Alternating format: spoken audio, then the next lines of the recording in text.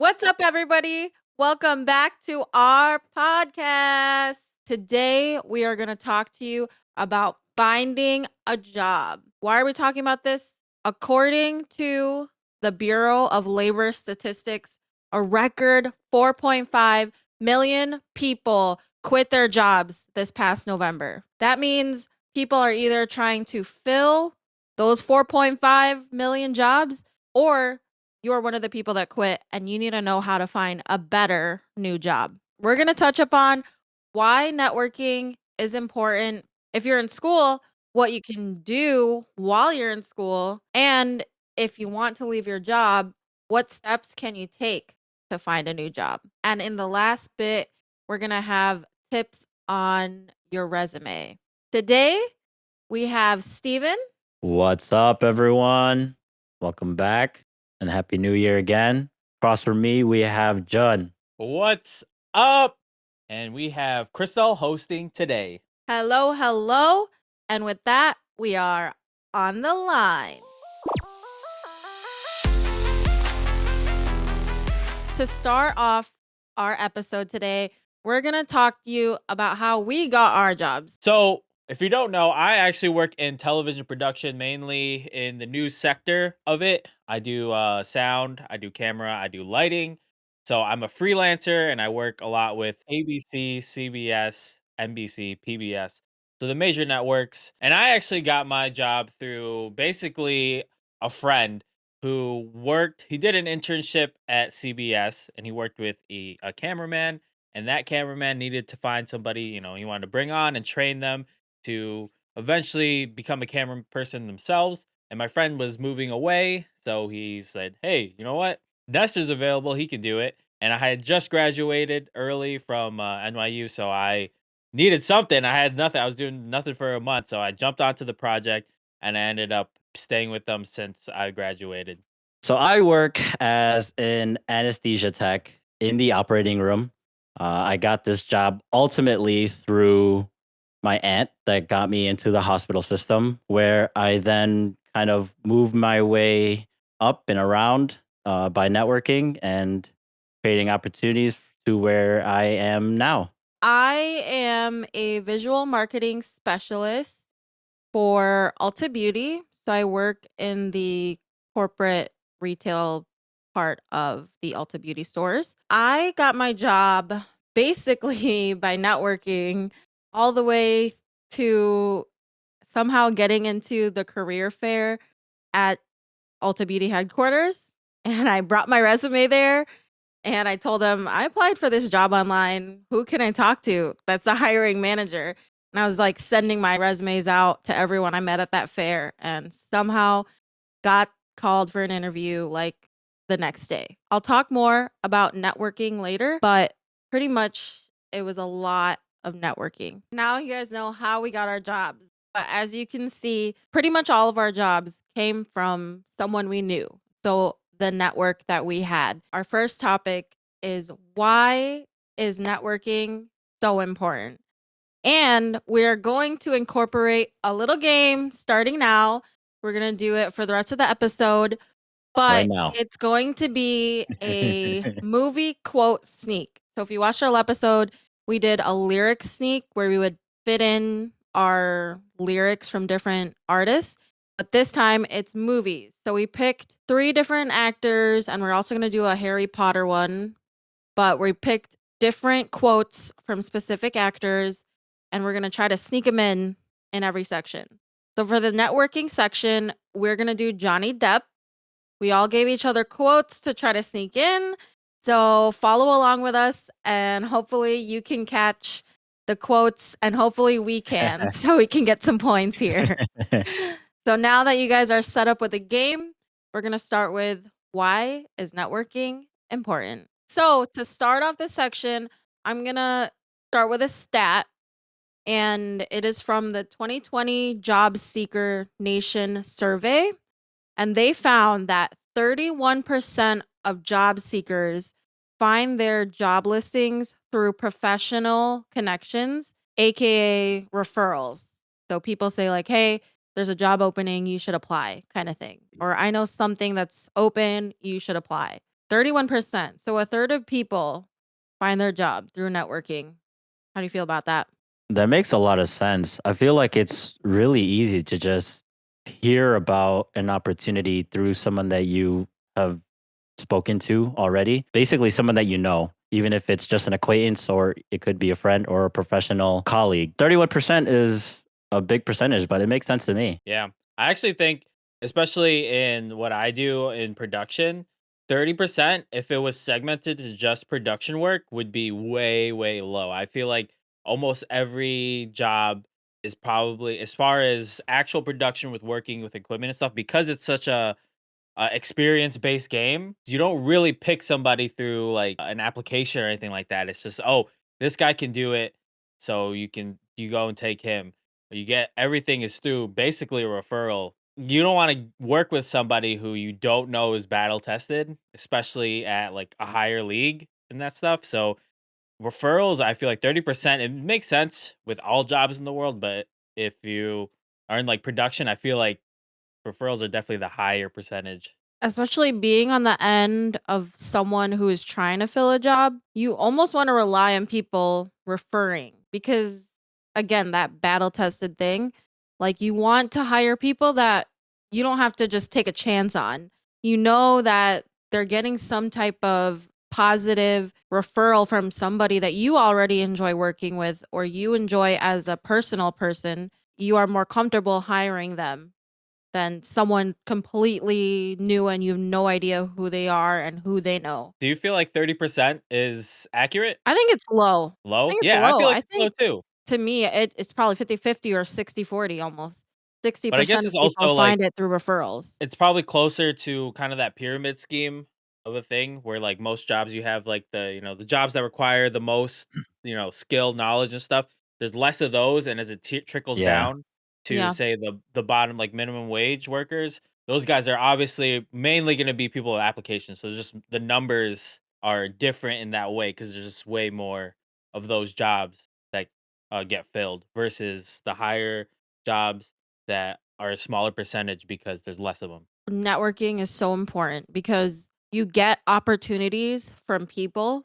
So the more people you know, the more opportunities you're creating yourself or potential opportunities you're creating for yourself. Yeah, that's definitely true, especially with mine. Like, although I've only had one specific job from since college, the way you get certain gigs, like different, camera works or sound works, is through other people saying, "Okay, they can do that," or they can do that." I've never had to apply for any of the gigs that I've done, which is kind of amazing, depending, how you cut it with what the level that I'm doing at in my current age. So it's definitely super important to network in that sense. And if they're already in someone else's network, like if someone in your network knows someone in their network, it's like all your networks are connected and you can find more trust in that sense, trust with people.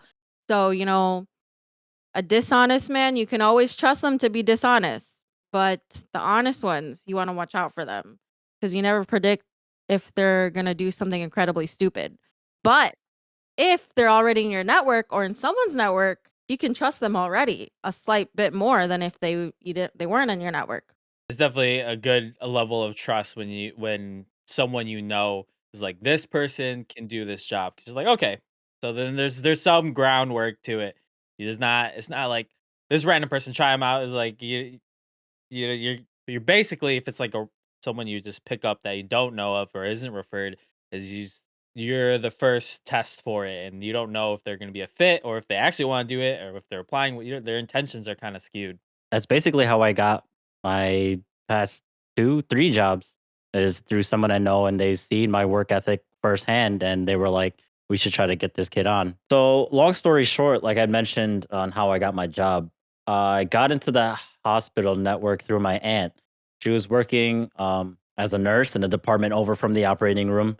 She said there was an opening. She actually knew there was an opening ahead of time because she was friends with the manager. Another reason why, or another example why networking works so well in finding a job. She said that there was a position open. I applied. I got in because she had in with the manager and I interviewed pretty well. I worked there for 2 years and then there was a need for another tech at one of the sister hospitals. They all knew me because some of the nurses there had transferred from my hospital. So I had an in at that position as well. I transferred over to that hospital where I then worked another year, and the position that I have now opened up where the manager from the anesthesia department had known me because he had seen my work ethic and he saw that I was a personable person. I mean, it's work, so I kept it professional. My theory on working is to try to put a smile on other people's faces because that helps everyone's day go by. So I do that. I work hard. And this manager noticed that I was a good candidate for the position that he was opening up. And he told me to apply. I applied and I got in before the position even got posted. Networking is very important in finding a job because it's basically how I got to where I am now. Before finding this hospital network, I was working at a temp agency because I had couldn't find a job. So I was basically bouncing around until I somebody in my network told me that there was an opportunity that I seized and basically built more opportunities for myself through networking. I think one of the points that is interesting is the idea that networking often it allows you to apply for a job before it actually becomes open to the public. So you get that early access when you are in a network that allows for people to refer before the job posting even goes. So your competition gets, even slimmer. So your chance of getting it is even higher. So that's something that I heard that sounds like is one of the biggest plus for networking because you oftentimes when you're a hiring manager, you'll take your referrals first and then you go out and you put it on, whatever website for people to apply to. But see, there's a fine line between creating a lot or like a huge network, a professional network, and making a lot of friends at work. You still do have to work hard. You still have to show people that you have a strong work ethic and that you are adaptable to many situations. You can't just run a chocolate factory with the family hanging over you like an old dead goose. No offense. You still have to do your job. You can have the biggest network ever, but if you're not positioning yourself properly, your network won't work properly. You still have to work hard, like Steven said, and you also have to pretty much lay out your career goals. Everyone in your network should know what you're doing now, what your skills are, and where you want to be in the future. Because if they know you're where you are and where you want to be, if any opportunity they run into that isn't a lot in line with what you've told them before, they're going to reach out to you like, "Oh, Steven wanted to work in the hospital.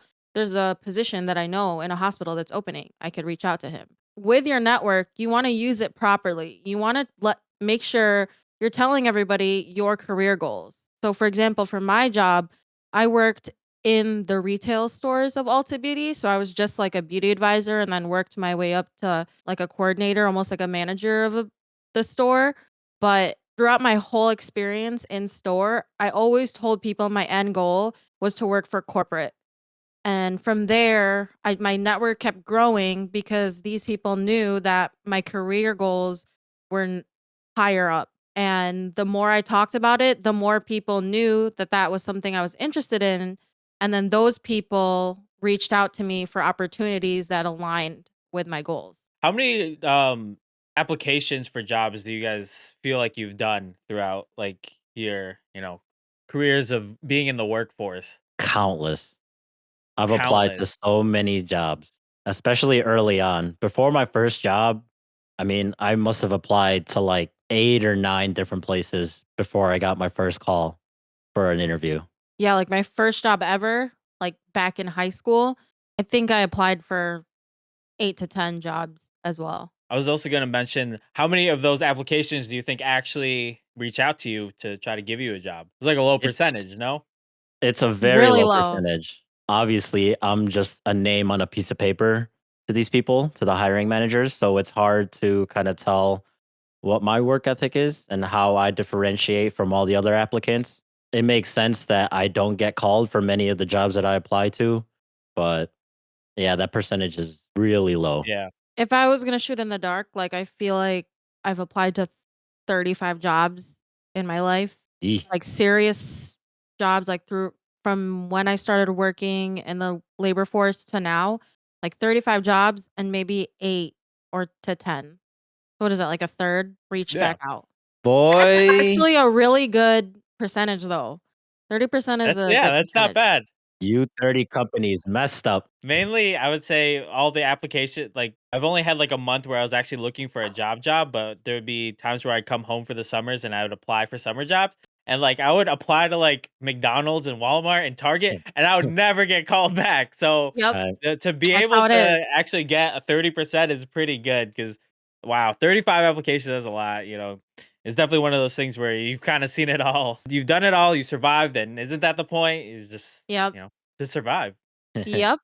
you learn not to get discouraged from applying and not getting a call back because, these things happen. And I'm sure all of you know that knowing someone in the workforce and knowing someone who can find opportunities for you to get a job is huge. And it almost makes the entire difference knowing someone, 'cause that's how you get a job. And the reason why I asked how many people or how many applications we've done is because that leads to my last point, which is applications are a lot harder than getting, doing networking. If someone refers you to the job, you don't have to apply really.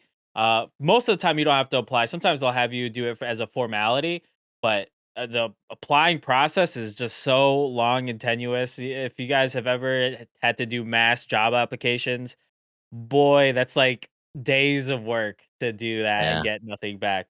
So networking is just it's so much easier to have that kind of in. It's like a plug. It's like, hey, bring me here. You got this, and it just fits in all the gaps. It's so much easier. So definitely build your network because it's a lot easier than applying. it's so much easier. You could be yourself, build your network. You don't have to be this professional entity trying to sugarcoat your experiences to try to get a position. I feel like a lot of people don't know how to grow their network. In any setting, you can bring up your professional goals and build your network that way because whether you're at like a family party or a dinner party with friends, at work itself, literally in any situation, tell people what you do and what you want to do. And they could be like, oh, I have a friend that also works in that industry, or my cousin works in that industry, my brother works in that industry, and you can be like, "Oh, maybe I can talk to them one day and see what's up and get their advice in that area and build your network that way." So it's like really important to know what other people do too. Because if you know someone that's doing something that you want to do one day, you should reach out to them and ask them, "How'd you get there?"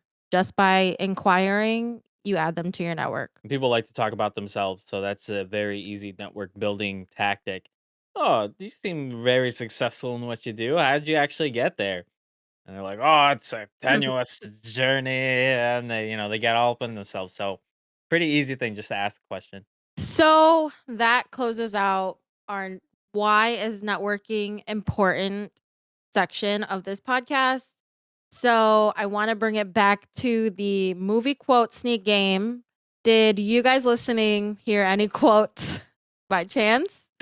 I hope you Yes. guys did. And I guess now we'll just go ahead and guess what quotes we heard from each other. So I'm going to go first. I was supposed to listen to Jun to see what quote he would say. I don't think I got like the actual quote, but I think I I got like definitely a didn't get the gist. actual quote. It was like something about you've done it all and you've survived. Is that it? Yeah, ding, ding, What ding, was it? ding. Pretty good. You've seen it all, done it all, survived. That's the trick to survive. Is that from Pirates of the Caribbean? Correct. From Nice. Captain Jack Sparrow himself. Woohoo! I picked up a quote from Steve, although it's you get the quote because it's so obvious, obviously. But it's Charlie Yeah, and the Chocolate Factory. He's sorry. Willy Wonka, and he mentions something about an old goose. I don't know the specific quote, but you know, it was put in there very well. If it wasn't so outlandish of a thing to say, he probably would have gotten away with it. It was good. You can't run a chocolate factory with the family hanging over you like an old dead goose. No offense. A dang dead goose. What is that even referring to? Who has a dead goose? Hopefully, no one can't have it be hanging over Don't you. have a goose hanging over your head, or else you can't run a chocolate factory, guys. That could be a life thing too. Don't have a goose hanging over your head, or else you can't accomplish your goals. I feel like my mind is working against me here because I definitely heard the quote. I did not take any notes or remember what Crystal said, but I definitely caught onto it when she said it. Rewind it, notice my reaction when she says it, but you're going to have to remind me what it was. It was a dishonest man you can always trust to be dishonest. Honestly, it's the honest ones you have to look out for because you can You never missed it again. predict when they're going to do something incredibly stupid. This quote was so long. Oh If you're my dishonest gosh. man, you can always choose to be dishonest. All right, so in the next section, the actor quotes that we had picked from was Denzel Washington. So watch out for some Denzel Washington quotes. So basically, if you're finding a job, you're either finding a job because you're in college or in some type of schooling where you want to get your education or your certificates and then you want to find a job, or you already have a job, you have all your certifications and your experience, but you want to quit your job and find a new one.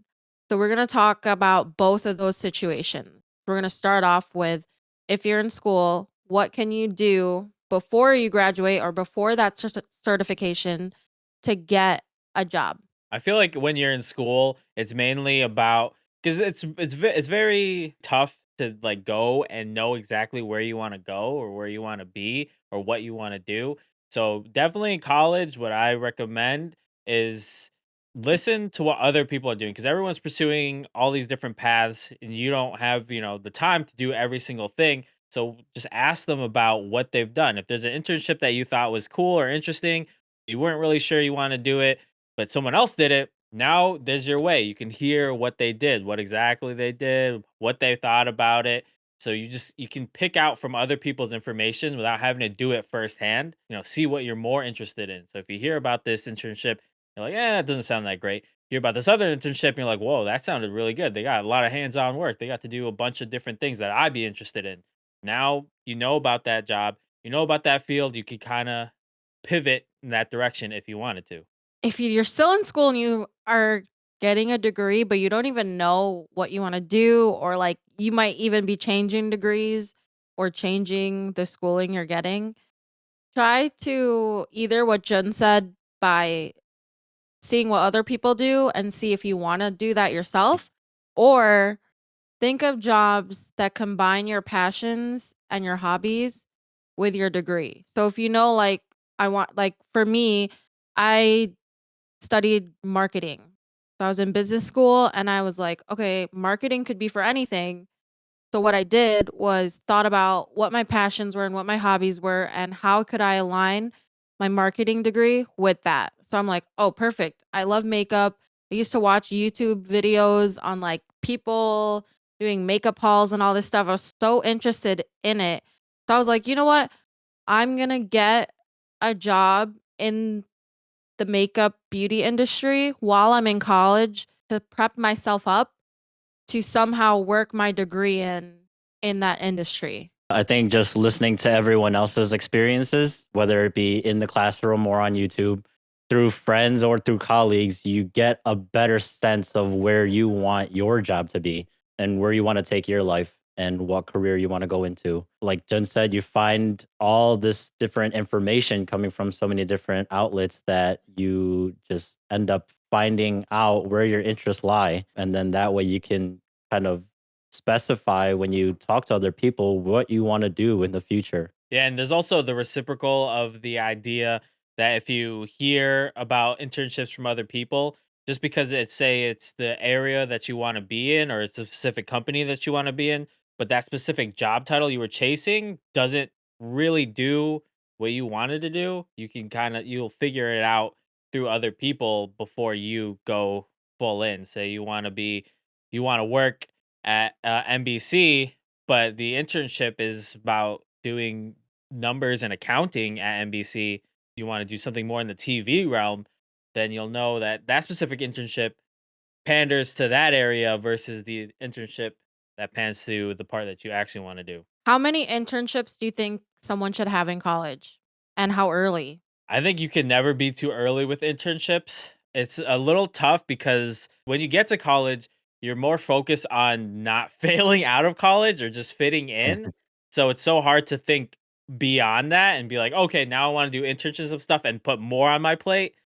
But if you are a go-getter and you can get an internship early as your first year, I think it's definitely worth it. I didn't start doing internships till basically the last 2 years of college, which I kind of regret, but you want to be able to put your foot into as many things as you can. Internships are the easiest way to do it because you're backed by the college, you have a reason to be there, and you don't need a specific degree or anything or qualifications because you are just an intern. Yeah. I'm on the outside looking in here. I didn't have any internships in high school or college. From what I could tell, it's the best transition from school to work. It helps build skills from learning something through a book and then answering it on the test to applying it in the real world and using the knowledge that you have to real world situations to help something run. Right. So I feel like it all does depend on where your priorities lie as far as how early you should be applying to internships. If that's something that you're interested in doing early on in your career, I say go for it. It can only help you. You do find out a lot about yourself once you start working in the real world. So I think having that internship experience earlier on in college would be highly beneficial for the rest of your college career. Yeah, it's definitely a very proactive thing to do. A lot of people, especially me, it's like I don't scratch my head unless it itches. I don't dance unless I hear music. So it's like, why should I apply to an internship if I'm not trying to work yet? I'm just trying to do Right. school. But you definitely want to be proactive in that way so that you can get ahead of the game and get as much experience as you can. That's basically why I didn't apply to any internships. I mean, I didn't hear any music, so I didn't apply. Exactly. Yeah, I think definitely earlier the better. I think people are scared to do them, but it's a form of experience. And when you graduate college, employers will gravitate towards people who have had experience. Get as many internships you want, get part time jobs. It's different for everybody because, say, you're in the medical field. I know they don't do internships, but they have like clinicals and like volunteering at hospitals. So it's really different depending on your industry, but do as many as you want. The boys want 10 internships. Let them play. Let the boys play. You know? Makes sense. Get yourself out there, get the experience. You'll always have it with you and it'll always make you better. Crystal, have you done any internships that actually paid you while you were in college? Honestly, no, because I don't know. Is it really hard to find is it really hard to find jobs that pay? I mean, I feel like it's a low percentage because every internship that I applied for were unpaid and it was like, "Oh, you get school credit though." Pretty much the internships that I have were all just school credit. Yeah, I don't know what percentage of things of internships actually pay. I think it's definitely like a tier thing depending on the level of difficulty of that said internship. If you're like making coffee runs and stuff versus actually creating, I don't know, like blueprints of a bridge, then it's definitely going to vary between that. But I feel like a lot of internships, as far as payment, is going to be college credit and also maybe a stipend for lunch, travel costs, maybe. I feel like it's quite the opposite, actually, especially now because it's kind of like mid COVID still. A lot of the internships that I hear that people have, at least friends and family, are paid internships. And I'm assuming it's because a lot of these companies have offloaded a lot of their employers, except the responsibilities of these jobs have only either remained the same or, increased. So the work is definitely there and the need for these interns are there. So I mean, it makes sense to me that when I hear of my friends and family say that they have paid internships and they're doing, all these day-to-day responsibilities, it seems like a pretty heavy load. So I'd say if you can get an internship now, try to capitalize on it because I feel like it's getting a little more frequent that, paid internships are being offered, especially now because of COVID. Yeah, like why pay a actual full-time employee what they actually are worth when you could just hire an intern and just pay them a little bit. So It maybe makes that's sense. what's You know, going ways. on. Yeah, I feel like those are really hard to get to if they do pay to then try to get them. I don't know. which is Maybe I it's just mean, why my networking maybe experience. is important. Network, network, network. I mean, I guess if you have like 2 internships freshman year and sophomore year during the summer, then maybe your junior year you can find one that's paid because you're like, "Oh, I've already had internships. I have experience. I'm worth paying." Wasn't your internship with Disney paid or no? Disney. Let's hear about He that. didn't actually go with it. He didn't go into it, but Oh, you were okay. gonna get I know what you're saying. So in it. my struggles of of panicking and trying to get so I definitely when I first graduated, I like applied to anything and everything because I didn't have any clear path of what job I was gonna do. Like it was nothing none of my internships previously have led to because one went under. none of my previous Oh. none of my previous internships actually led to like a job or anything like that. So one of the things I did was like it's this internship at Disney World where like it had nothing to do with what I wanted to do. It was just like work at Disney World and you get paid, you get to live there and you get to go to Disney World for free. And I was like, well, you know what? If I can't get anything that I actually want to do, I might as well take a year and live in Disney World. So that one was a paid one. And it was a paid one. And it's one of those things that was not going to lead to anything further. It was just to get a lot of students to work in Disney World for like a cheaper price. So it was a paid internship. I didn't end up doing it because I got my actual gig like the very next day after I sent a very hefty housing deposit that was Oh god. non-refundable. But I've never looked back since. I mean, it was nice to have a backup. It wasn't a backup back then, but it's a nice something to just But do if you have nothing lined up. I mean, say you want to end up somewhere in the Disney industry, that's not a bad place to start to create, Yeah, that was Mhm. a it. That was in nice my network for yourself. that was kind of in my like head because every time you apply to something or even in schools and stuff, it's like, have you worked in this particular company before? And I in my head, it's like if you have, then it helps you. So I was like, "Yeah, whatever, just do whatever. I'll go sweep the floors at Disney World." Don't let it discourage you if the internships that you're looking for are all unpaid because the experience is what you want on your resume, which we'll talk about later, but having the experience is so valuable for when you get your actual full-time job after college. So I really recommend it whether or not it's paid. Still get school credit. And like Jen said, like most of the ones that I had, they paid for your lunch. They gave you like random stuff. Like I remember I got free tickets to some game from one of my internships because the my Nice. boss had like something or other like season tickets or whatever. They usually give you like perks and stuff, I do remember. and the experience you get is really helpful, especially for me when I now that I'm in the corporate world. Having those internships in my college career, I learned a lot about the etiquette and the ways to be professional in an office and what to expect. So it was really helpful in terms of just experience. So, I mean, if you're in school, it does make sense to apply to internships that align with some of your career goals. If it's, let's say, Disney and living on Disney World for a year and, it has nothing to do with what you want to do in the future. Again, these internships help build your resume and they also build character and help you with experience to know how to apply and how to work in the workforce when that time comes. Um, the win or lose, we're going to walk out of this stadium tonight with our heads held high. Do your best. That's all anyone can ask for. So apply early, often. If you have it in you, do it early on in college. If it's paid, it's even better. But, I highly recommend doing internships if you're in school. Again, if you can just network, build your network, and that should take you pretty far in finding a job. Yeah, there's a lot of things you can do while you're in school to try to find a job. A lot of it's going to be proactive because you do have to add more to your plate, but in the long run, it could be something you might want to do. So if you're in college, make sure that you prep yourself for the future and definitely look into internships for sure. Another thing that you can do while you're in school is career fairs.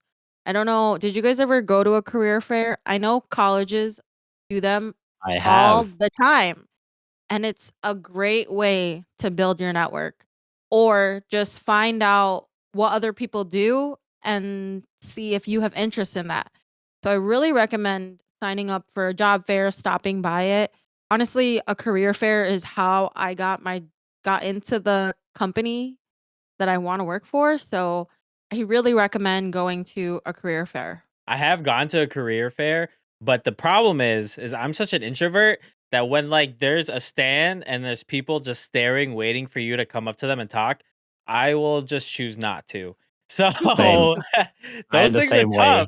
I don't know, Crystal. Obviously, Go with you someone. are going and you're talking to these people and stuff. But when I look around, I'm like, oh, that's kind of interesting. And then I see no one's at the booth and they're not talking, they're just looking. I'm like, you know what? Maybe that's not that interesting. So I don't know if you have advice for people like that, like me, but career fairs, I've been to one.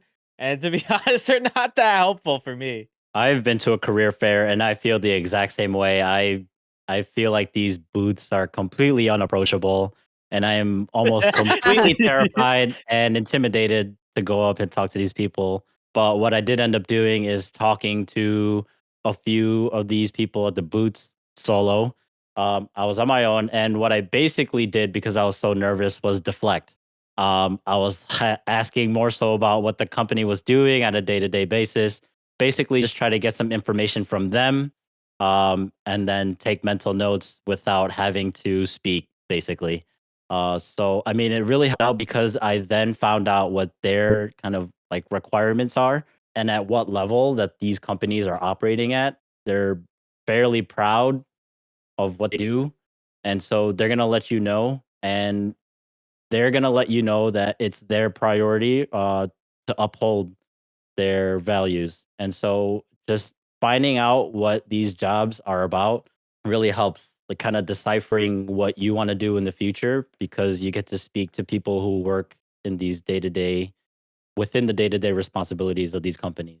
But I mean, I talked to two people out of like a 50 job career fair and I was like, I'm done. I'm Oh, out of here. there's something It's about those okay. fairs, those booths, they're like they're so tough. I don't know. It It's like is. walking into a Unapproachable. store in a mall with no one in there. You know the customer service reps are gonna just flood you with like, "Can I help you? Can I help you?" And it's like, you know what? I'd Especially if rather not be in the store.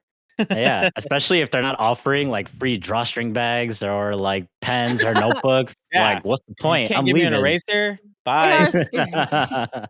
I do like collecting stuff. Pins, notebooks, Yo, let pens, me get a t-shirt. I'll a go up good to that booth way. easy. Well, I have some tips. You have to be prepared. I mean, you don't have to, but to make it a good experience, you have to be prepared. So, my tips are number one, bring your resume because if there's someone from an actual company that you want to work for, give them your resume, so that they have you in mind for something that's opening and they can reach back out to you or bring a business card if you have one of those. Two, if the career fair isn't bumping, like it's really empty, you have to go to a booth that you're interested in and ask them a question. And my recommendation is I'm interested in this company or I'm interested in this industry. How do I get a job in this industry? Or how did you get your job in this industry? And that will get them talking. Or the other question you could ask them is what makes this company good to work for? Why do you like working for them? Why did you go work for this company? Because usually it's a bunch of different companies set up and what they do. But if you ask them like, why did you work for them? Why did you stay with them? Why should I work for them? Is a good way to get them talking. So definitely go to a career fair prepared to ask them questions because on the other side, they might not know what you want to hear. Ask those two questions, bring your resume, and it'll be a good experience. Or go with someone that has the same interests as you and have them talk the whole time, which is what I did for one of the fairs I went to. I just listened in. Yeah, it sounds way better. I usually just walk up. I'm like, the rain, right? And they're like, so you definitely want to be more prepared than that. Yeah. I'm not gonna walk up to them and be like, "Yo, so how much do you pay your employees?" That's huge. So, if you're in school, definitely make sure you talk to people so you can figure out your interests. Think of jobs that align with your hobbies and your passions. Get an internship or a job that's in line with the industry or the company you want to work for, and go to a career fair. With that, did you guys guess the Denzel Washington quotes? Yeah, I don't know if it's because we're really bad at making it smooth, or maybe we don't have these memorized. But it's mainly pretty obvious when we say stuff. Whether we remember it Yeah. or not is a different story. But I caught Steven saying, we're gonna walk out of the stadium with our heads up high. That was a Denzel quote. There's a little more at the end there, but that's the gist of it. Win or lose, we're gonna walk out of the stadium tonight with our heads held high. Do your best. That's all anybody can ask for. We just Remember the watched that Titans. movie. John, I don't know the quote, but I did hear it. It was something about I'm not dancing if I don't hear music or something along those lines. What is that from? What? We actually That just is watched this movie. Is it from that movie? I I don't remember that quote. What's the quote? I don't scratch my head unless it itches, and I don't dance unless I hear some music.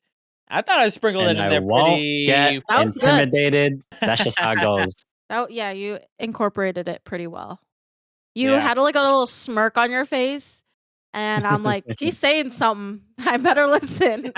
Green Watson. I believe Crystal's quote is also from the same movie in which Denzel says, "Let the boys play. Let the boys play." Well done.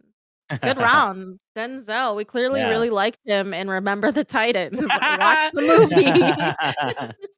I thought you were gonna pick something from Training Day because I feel I like you was like about that to, movie. but Mm. I was actually going John Q. That would have been Yeah, Oh, horrible. John as soon as Q. as soon as you guys said Denzel, that's the first quote I thought. Let the boys play. Let them play. Hopefully, you guys caught those Denzel quotes came from a single movie. Good job guessing them quotes. I hope everyone in the audience also caught them. Those were pretty easy, I thought. The next section is going to be Sandra Bullock, Sandy B. So we all pick some quotes by the Queen, Sandy B. And the next section is if you're finding a job, you would be in school or you are wanting to leave your current job to find a new job, a better job.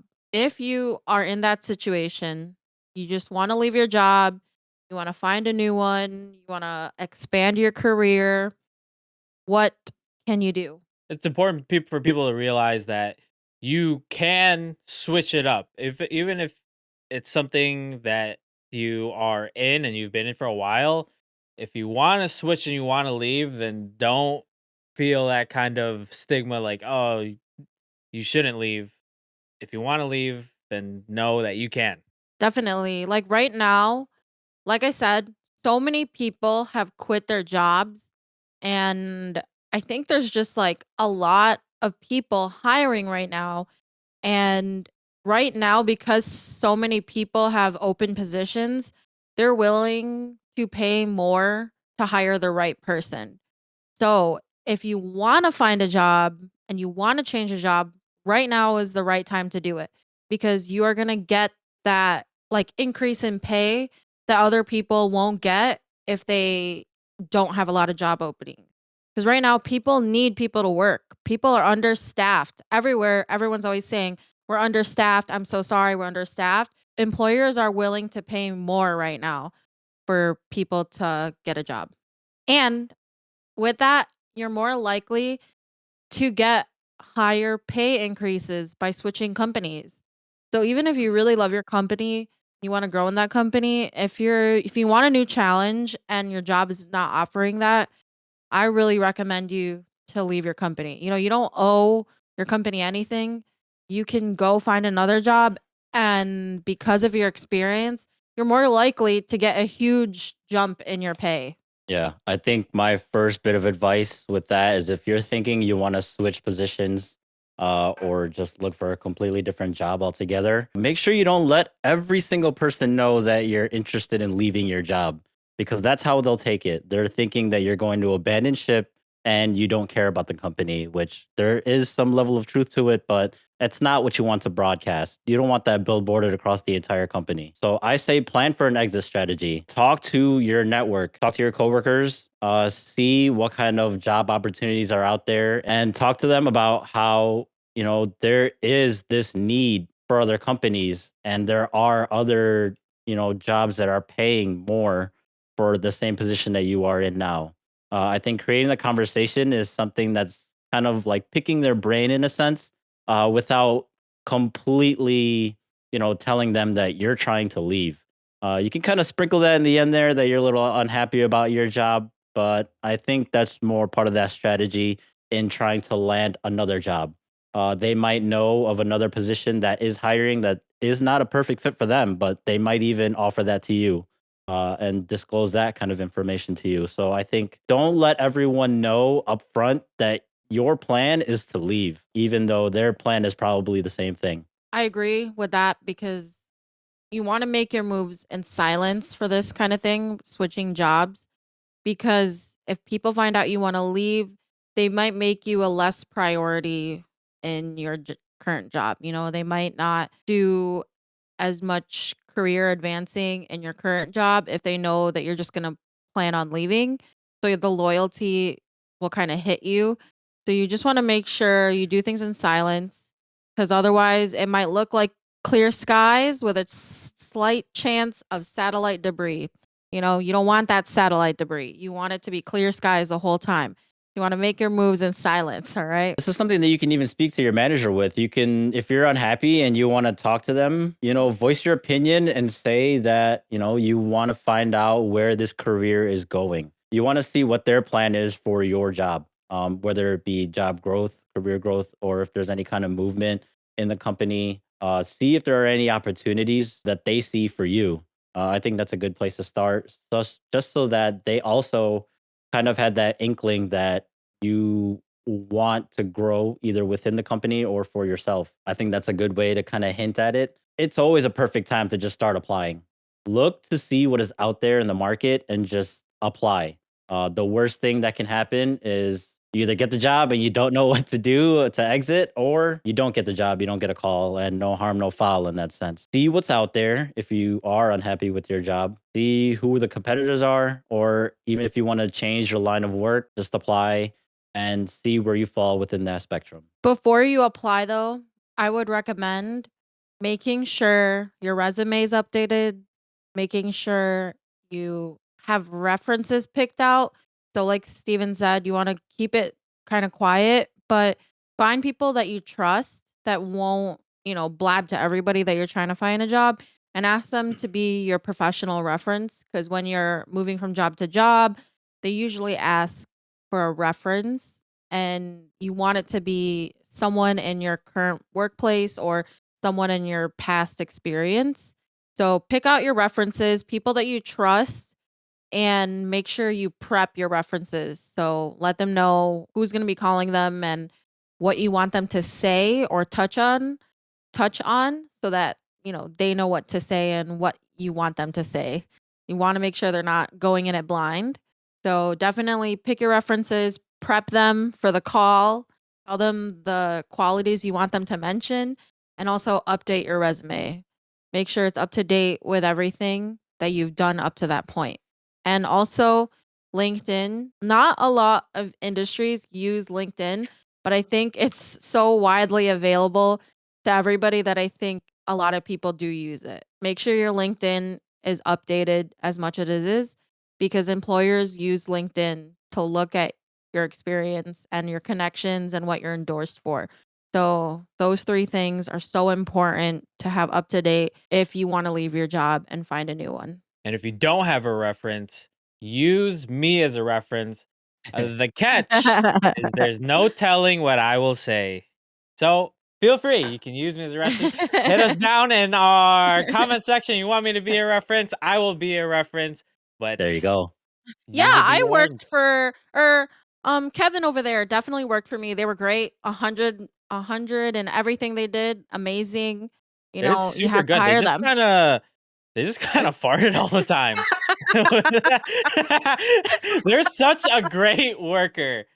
Kevin You is know, so good. He's so hardworking, but his flatulence is out of control.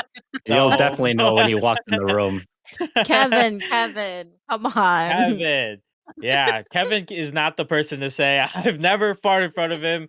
So, and I never will fart in front of him because Kevin has definitely farted in front of me. So, if you want to use me as that reference, then definitely take Perfect. me out.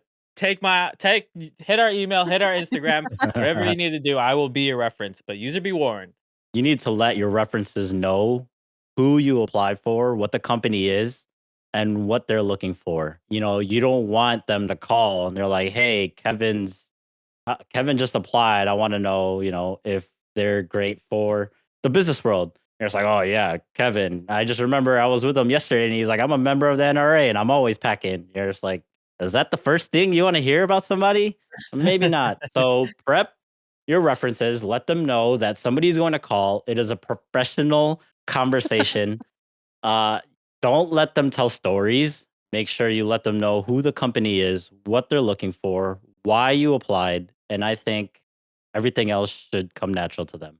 Something that you definitely want to consider if you're planning to leave your job is always make it amicable.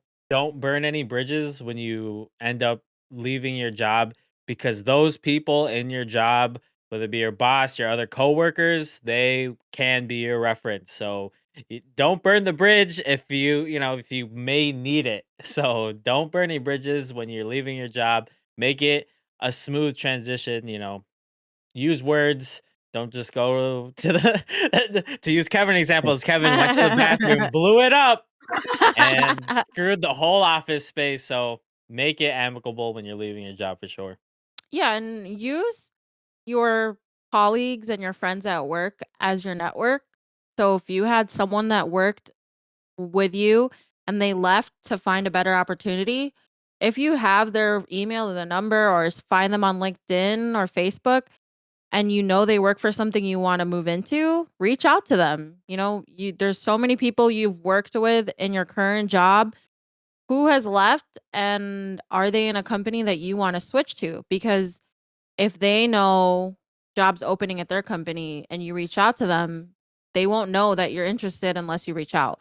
So definitely think of all the people that you've worked with in the past and reach out to them and say, "Hey, I'm trying to find a new job. Is there anything open in your current line of work?" So another reason why networking within your current job is so important. Would you guys ever leave a job for less pay if it had slightly more with was more in line with what you wanted to do? Yes, I would. Yeah. I don't know if I would do less. I would do equal, the same pay. Equal? Then, cause you I don't want to go mean, backwards. You don't want less to go could be backwards. 10 cents. Sure, 10 cents, but What feels like a 5 to 10% pay cut? Decrease? I would not Yeah, take it. I would not rough. take it. I You would would take it even if it recommend. was something you much rather do. I would make the network wherever I want to be in, but I wouldn't do it. You don't want to move back No, in your career because it's pay though. you It's more have. aligned with your career. Yeah, with the job that you have now, you have so much experience and you should get paid the same or more for your next job. You should not undercut yourself and your worth. So you have to be really confident in your skill set and really sell that you're worth paying. And we could do a whole episode on negotiating your pay, but really, really stick to at least the same amount. Even like if you really want to work for them, you want to tell them, like, I got paid this much at my current job. And if you want me to work for you, then I want at least the same if they really are undercutting you. To me, I wouldn't do 5 or 10% less. Yeah, 5 to 10% is a big chunk. Too I guess much. it kinda depends. I think I would take it. I would do it, depending, like if it wasn't like a long haul thing, if it was like a switch to this pay cut, and then from there you progress relatively fast. Feels like Yeah. you switch to it for the pay cut and you stay there for like 3, 5 years. Maybe that's a little different. But if you Too take that pay long. cut and then you then are there for a couple months to a year, and then you're able to progress and go to where you are or where you wanted to be, where you prefer to be, then I think I wouldn't mind taking that for sure, taking less money for that. Yeah. I get what you're saying, Would but I you also think I I'd guess rather do what I wanna do. it's like a weighing. Does the perks of whatever you want to do outweigh? Like, is it like I'm gonna work for freaking the NASA. top company? Yeah.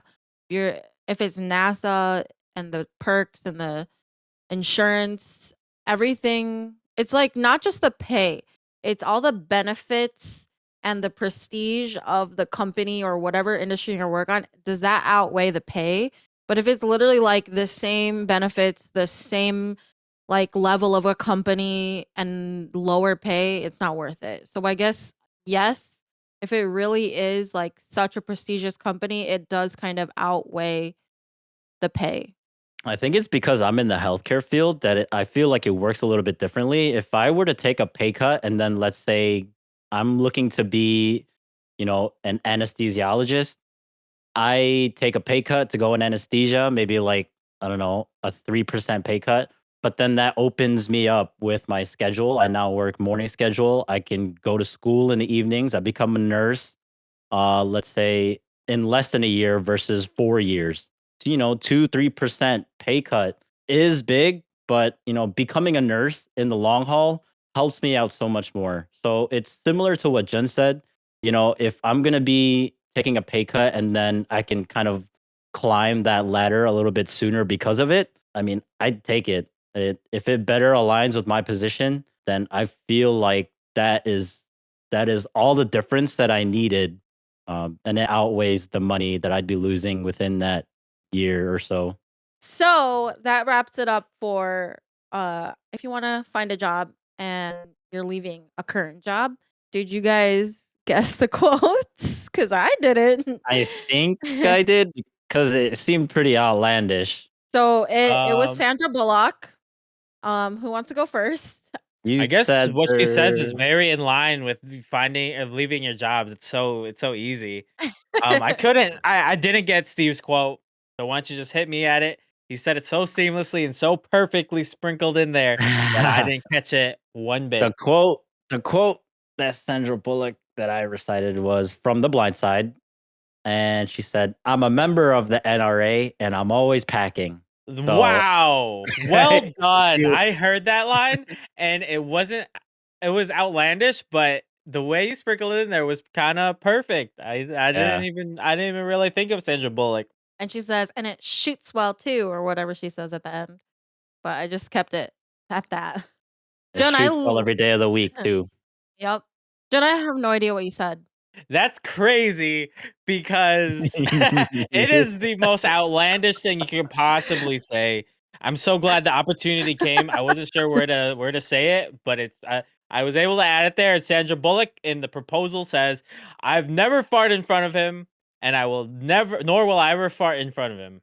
Oh So, my gosh. I thought we were just talking about Kevin. I thought you were Kevin, let's making that up. I was go! also talking about Kevin. Thank you. Oh my Kevin god. is the Kevin great really helped us. despiser. And you brought his name to the Uh, table. Thank you. Yeah, thank you. Thanks for that. oh god. Dang it. Did you get what I said?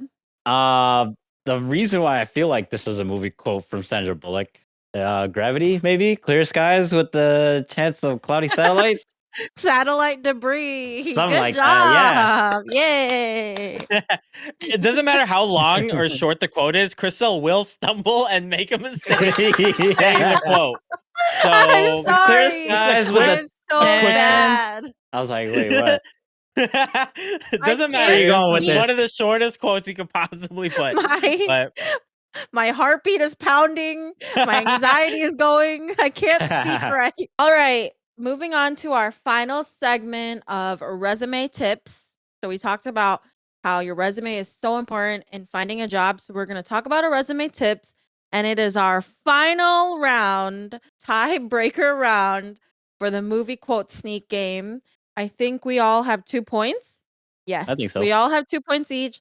So let's see if we can all guess this last one. This one is not a specific actor or actress, but it is Harry Potter. So it could be any quote from any actor or actress from Harry Potter, just from anything from Harry Potter. And good luck, everybody. Having a well written resume is so important in finding a job.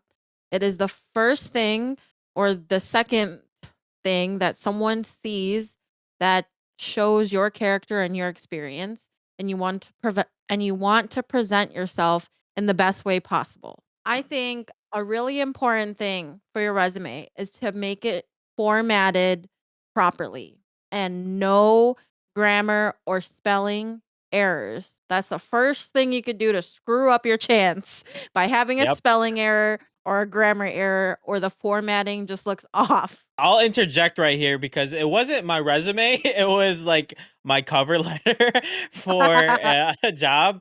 Like the first line, I forget what it was, but I I absolutely remember. butchered it. I put like the wrong thing, and it was just a grammar mistake. Like it was like like a misspell or a grammar mistake, It was a like in the grammar. very first line It was like of the thing, and I was like, I know "Oh, it was I'm like dead." it was supposed to be I am interested, but you go I interested.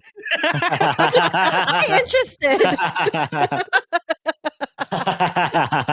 I remember. I was like, "Oh my god." Proofread your stuff, guys. Do not sound like an idiot in front of these people. Definitely make sure your resume is formatted properly. So, formatting, I mean, make sure all the font is the same font. Make sure all your bullets down your resume are all aligned. You want it to look really clear cut and very seamless in terms of formatting because it looks so much more professional than someone who has bullets all over the page and it doesn't look aesthetically pleasing. So, formatting is huge. Definitely make sure that spacing doesn't look off. Like there's a huge space between this point and this point. Make sure it fits all in one page. If you have like a really, really long work experience, I could see your resume being 2 pages, but I would really recommend keeping it super concise and keeping it all in one page. Don't let there be like 2 sentences or a section on the second page. It looks so unprofessional. You want it to be super concise and keep it all in one page and make sure the formatting all matches through the whole thing. Make sure that you're not using like a crazy font. You don't want the information to be lost in your decorations by choosing some kind of font that you think looks like it'll stand out. Because, I mean, to be honest, it will stand out, but not for the right reason. You know, they're probably going to be holding 2 or 3 resumes in front of them when they're ultimately deciding who they want to call back for an interview. And if you're using something as simple as Comic Sans and it's a little more dainty than, let's say, a Times New Roman for the other two, that stands out, but, Don't they use might wingdings. Don't they use might wingdings. Don't use Hieroglyphics. curls. they might see you as the person who's Comic Sans on their resume versus the information itself, right? So it might hurt you in that sense. Obviously, Comic Sans is one of those that doesn't seem like it'd be the culprit of something bad, but it can hurt you. So I say using one of those simpler fonts might work in your benefit. Yeah. Unless the industry you work for requires some type of like extremely creative resume, keep it super simple. But like if you're in creative design or some type of design work, maybe your resume should be a little more spruced up. Polished. Like the But Riddler in Batman. what? You gotta like pull, and then there's like a message that says you gotta show up Oh at this place God. at 3 a.m. Maybe not that way either. That's pretty But creative. You definitely want to know, be aware of where you are applying to. So obviously, a lot of these ones are going to be more for a traditional resume. But if you do end up doing like creative CRs and all these, or is it CVs? Creative CVs or any type of extracurricular resumes, there are different ways to do it. you can fit your general resume for any job application. I think like if you have a lot of time and there's like a company you really want to work for, it's really prestigious. I think you should, or even if it's not prestigious and you just really want to nail this application, is to tailor your generalized resume into the job posting. So you pull up your job posting that you are applying for, pull up your resume, and the qualities they're looking for in that job posting, use those same words and qualities and incorporate it into your resume. Because when someone's looking for some type of quality, they're going to look at your resume and they're like, oh, this guy literally has every single quality we're looking for. This person has every single experience we want for a person to fill this job.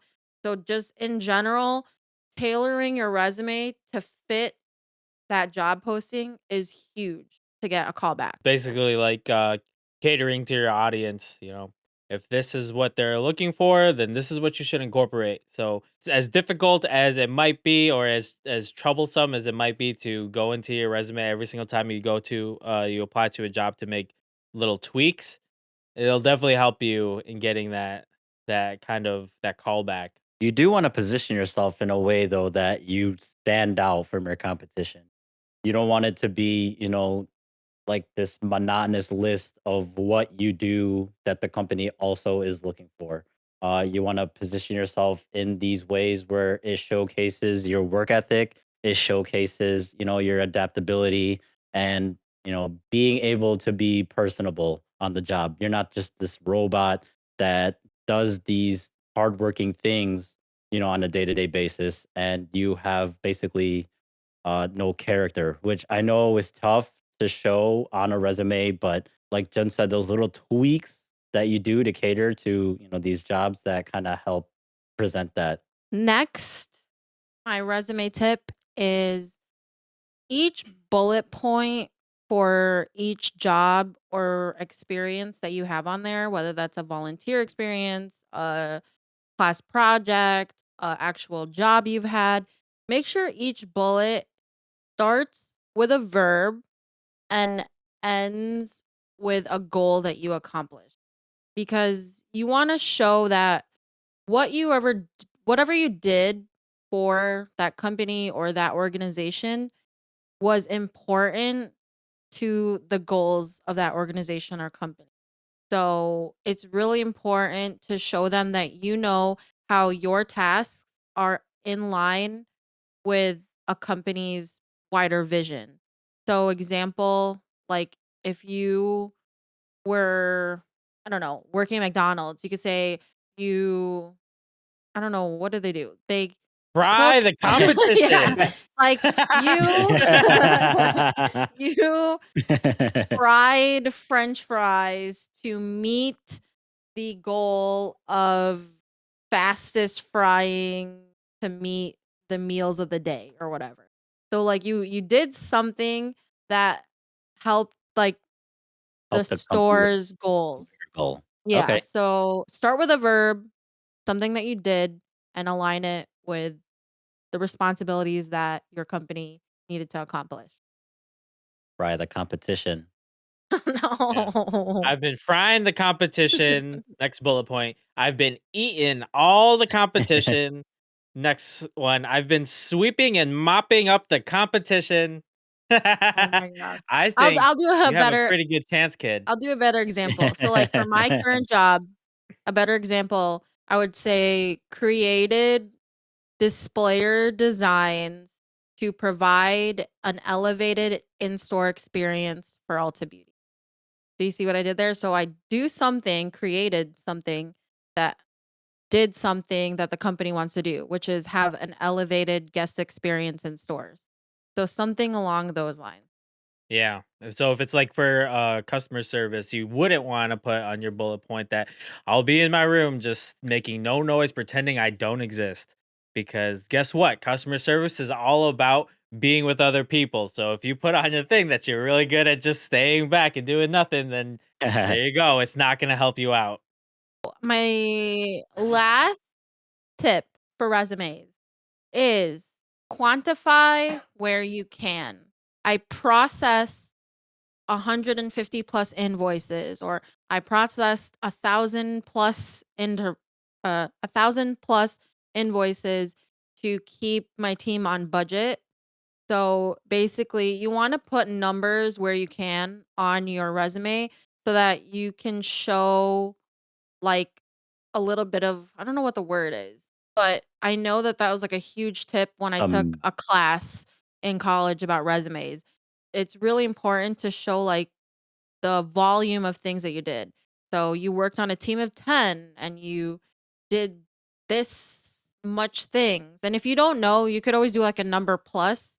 So on the screen, like 150 plus, and it could be like up to 150 or more than that, you know? If you don't really know, just kind of guess, and it's just nice to have numbers on your resume for the employer to like stand out, like those bullet points, cuz you don't want like a ton of like words and it's hard for them to like read your resume. Having those numbers kind of breaks up the bullet points. I again think of like the healthcare field. If I was like a nurse trying to get a job or something, because there's a lot of different opportunities in the hospital. So I don't know. I'd say like, while we may come from different places and speak in different tongues, our hearts beat as one. So that could work. Yep. That's pretty quantifiable, right? Yeah, like if you Yeah. have like Put that on my resume. experience in a certain task, like say you're a nurse and you had like 12 years of experience in, I don't know, getting someone's blood pressure, you just put it on there. I did my waiting, 12 years of it. Put it on the resume. So definitely Quantify your numbers. quantify your accomplishment. Was that 12 or was that And 13? I could have been 12, could have been 13. I'm not sure. You sure it It's wasn't 12. 7? 12 years of it is what I heard. 7 years of it. And Dang it could be it. any of them. It could be any of them. Well, I'm going to end this section with make sure you have someone proofread your resume, because you're writing a resume for like hours and hours. You keep going back and leaving it and then coming back. Your eyes have been on it the whole time and you might miss some things. So definitely have other people proofread it. 1, 2 is better, more is even better, but definitely have someone proofread. And with that, we hope you guys get the best resume out there to showcase your talent and your experience in the best way. All right. So these Harry Potter quotes were really obvious, or was it just me? Let's just say I excited to tell you what I heard. Oh my gosh. All right. Who wants to go first? So what I heard from Steve, he said, "While we may come from different places and speak different tongues, you and I, we're the same." Yup. From Got Dumbledore it. himself. I heard your quote, all 12 of it. I believe you've done your waiting, 12 years of it in Azkaban. Good job. You guys had to talk through it the whole time. Only after you said it. I couldn't resist. It was my own quote. Yes, I wrote it down, but I wrote it in our shared note, so it was there for everyone to see. Dang it. It's But been deleted. I definitely got that.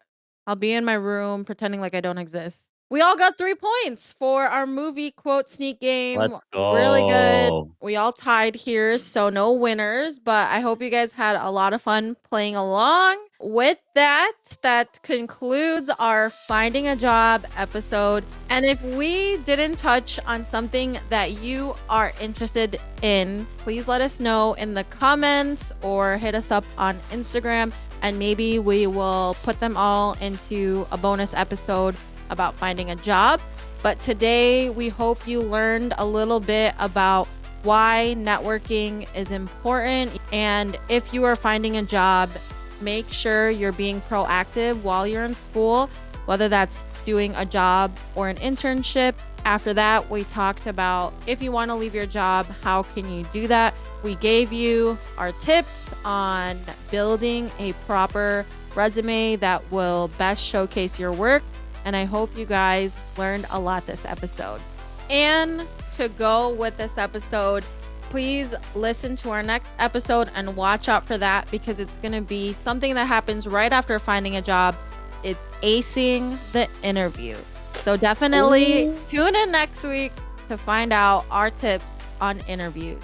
And if you like that content and want more content, please like and subscribe to our podcast. If you want to keep in touch and play along to our midweek tips and contests, you can like and subscribe to our Instagram at We Are On The Line. And with that, we are now off the line. I did my waiting, 12 years of it. Now what button do I press? Did I do that?